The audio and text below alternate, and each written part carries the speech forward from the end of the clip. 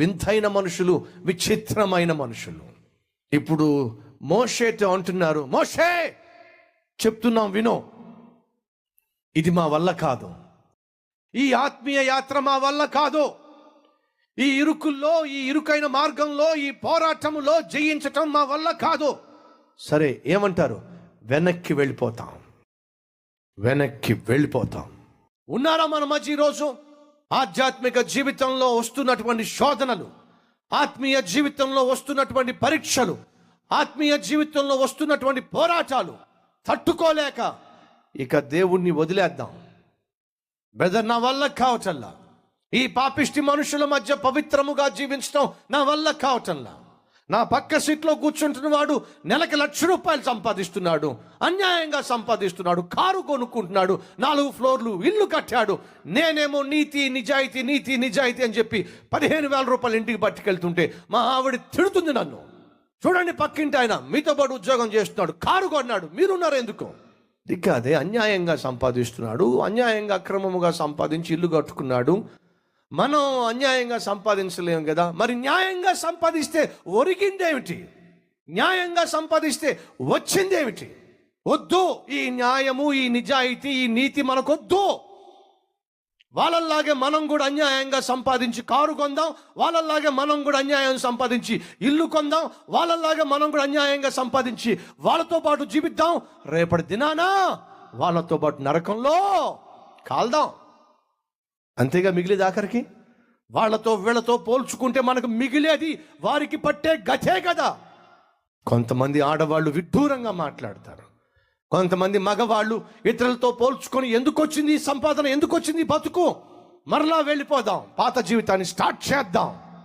సహోదరుడా, సహోదరి, దేవుడు ఖచ్చితంగా ముందే చెప్పాడు, ఇరుకైన మార్గమున ప్రవేశింప పోరాడండి.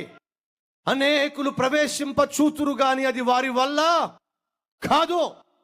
ఆత్మీయ జీవితం ఇరుకైన మార్గము, నరకానికి పోయే మార్గము వెడల్పైన మార్గము, అది హైవే, అందరూ పట్టాలి కదా దాంట్లో. మరి ఇది నారో పాత్, ఇది ఇరుకైన మార్గము.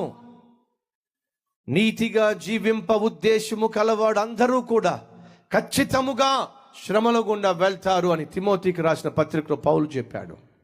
నువ్వు నీతిగా జీవించాలని ఆశపడితే ఈ లోకము నీకు అనుకూలమైన లోకము కాదు. యథార్థంగా జీవించాలని ఆశపడితే ఈ లోకంలో ఉన్న సొసైటీ నిన్ను యథార్థంగా జీవింపనివ్వదు అని చెప్పి, ఆకలేస్తుందని చెప్పి పులి ఎప్పుడైనా గడ్డి తిందంటారా? చెప్పండి, గడ్డి తిందే. మరి అవసరాలు ఉన్నాయని, ఆ అవసరాలు పెరిగిపోతున్నాయని దేవుని బిడ్డలమైన మనము గడ్డి తిందామంటారా? అన్యాయంగా జీవిద్దామంటారా? అక్రమముగా జీవిద్దామంటారా? అక్రమ సంబంధాలు ఏర్పరచుకొని సులువుగా డబ్బులు సంపాదిద్దామంటారా? ఆనాడు ఇశ్రాయేలు ఎంతకు దిగజారిపోయారో తెలుసా?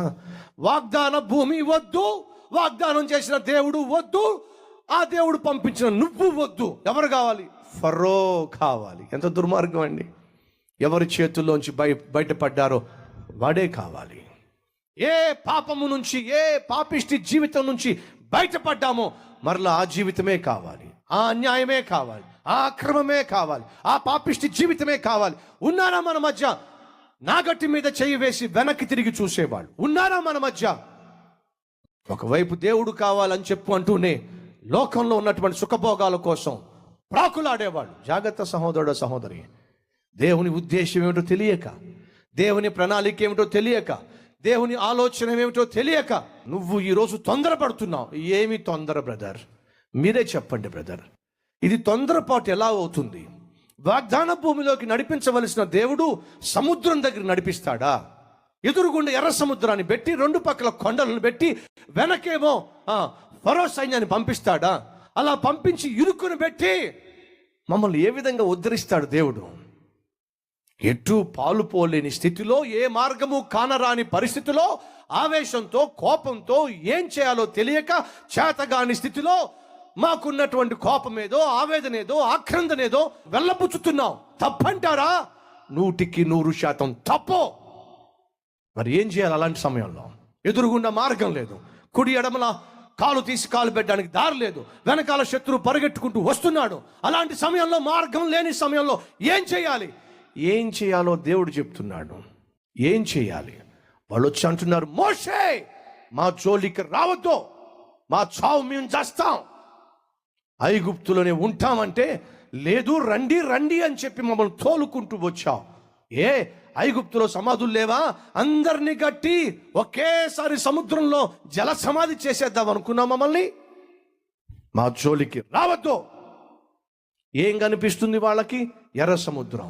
ఎలా కనిపిస్తుంది వాళ్ళకి? శాపంగా కనిపిస్తుంది, అడ్డంగా కనిపిస్తుంది, అడుగు తీసి అడుగు వేయడానికి ఆస్కారం లేకుండా కనిపిస్తుంది, అంతా అననుకూలంగా కనిపిస్తుంది. వినండి సహోదరులు, వినండి సహోదరులు, ఆ రోజు కనిపిస్తున్నటువంటి ఆ అననుకూల వాతావరణము అయ్యో ఇశ్రాయేలీల కొరకు కాదు, అది దేవుడు ఐగుప్తీయుల కొరకు ఏర్పాటు చేసిన విధానము. ఐగుప్తీయులను సంపూర్ణంగా సమాధి చేయడానికి దేవుడు పన్నిన అద్భుతమైన ఆలోచన విధానము.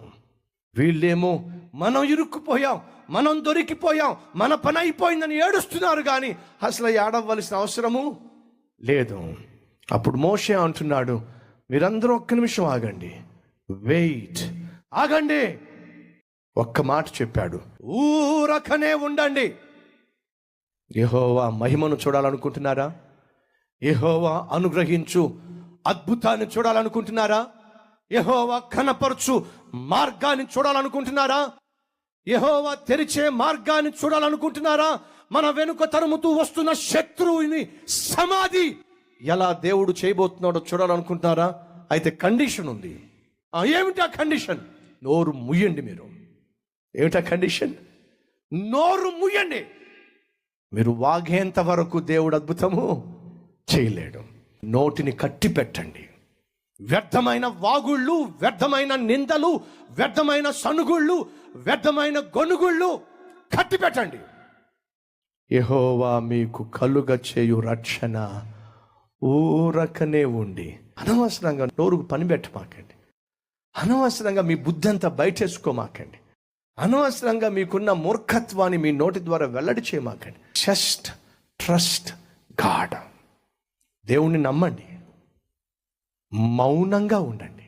అనవసరంగా నోరు పడేసుకోకుండా మౌనంగా నేను చేసే అద్భుతాన్ని చూడండి.